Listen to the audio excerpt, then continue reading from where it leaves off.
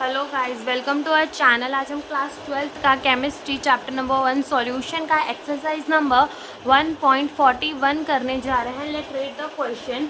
Determine the osmotic pressure of the solution prepared by dissolving 25 mg of K2SO4 in 2 liters of water at 25 degree Celsius assuming that it is completely dissociate। तो यहाँ हमें क्या बोला गया है कि हमें ऑस्मोटिक प्रेशर फाइंड करना है। अब अपन अपना क्वेश्चन स्टार्ट करते हैं। तो सबसे पहले जो हमारा K2SO4 का जो हमें मास दे रखा है, गिवन वेट जो दे रखा है वो हमें गिवन है 25 mg। इसको ग्राम में कन्वर्ट करेंगे तो ये हो जाएगा 0.025 ग्राम हो जाएगा। ठीक है, हमें जो वॉल्यूम है वो कितना दे रखा है, 2 लीटर दे रखा है। और जो हमें टेम्परेचर है वो दे रखा है 25 डिग्री सेल्सियस। तो 25 में 273 प्लस करेंगे तो ये हो जाएगा 208 केल्विन हमारा हो जाएगा टेम्परेचर। ओके, और जो हमारा K2SO4 है इसका मोलार मास कितना होगा, 174 इसका हमारा मोलार मास होगा।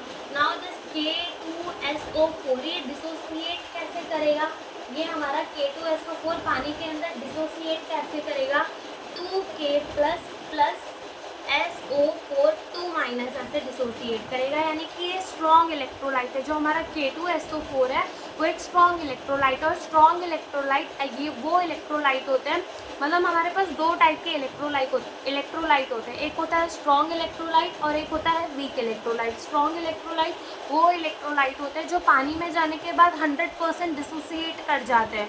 ठीक है, और एक होता है हमारे पास वीक इलेक्ट्रोलाइट। तो वीक इलेक्ट्रोलाइट वो इलेक्ट्रोलाइट होते हैं जो पानी में जाने के बाद 100% डिसोसिएट नहीं करते। तो वीक इलेक्ट्रोलाइट के केस में हम अल्फा यानी कि डिग्री ऑफ डिसोसिएशन का केस ऑब्जर्व करते हैं। But in the strong electrolyte हमें ये नहीं करना पड़ता। स्ट्रॉन्ग इलेक्ट्रोलाइट में हम वैंड्स ऑफ फैक्टर कैसे निकालेंगे, देखो वैंड्स ऑफ फैक्टर हम किससे निकालेंगे, देखो total number of ion produce, कितने नंबर्स ऑफ आयन है, ये 2 हो जाएगा हमारा, 2 + 1 यानी कि कितना, 3 हो गया।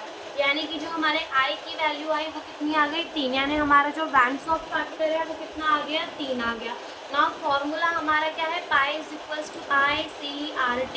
तो निकाल लेते हैं, आई की वैल्यू कितनी है, 3 इंटू जो सी होता है वो क्या होता है, मोल्स अपॉन में वॉल्यूम। तो इसके मोल्स हम कैसे निकालेंगे, 0.025 गिवन वेट अपॉन में इसका मोलार मास हमारा कितना है, 174 इंटू जो वॉल्यूम ऑफ द सॉल्यूशन है वो 2 लीटर इंटू R 0.083 इंटू जो टेम्परेचर हो जाएगा वो हो जाएगा 208 केल्विन। ठीक है, ये हमारा टेम्परेचर हो जाएगा 208 केल्विन। और इन सबको जब हम मल्टीप्लाई करके डिवाइड करेंगे तो जो हमारा आंसर है वो आ जाएगा 5.27 इंटू 10⁻³ atm।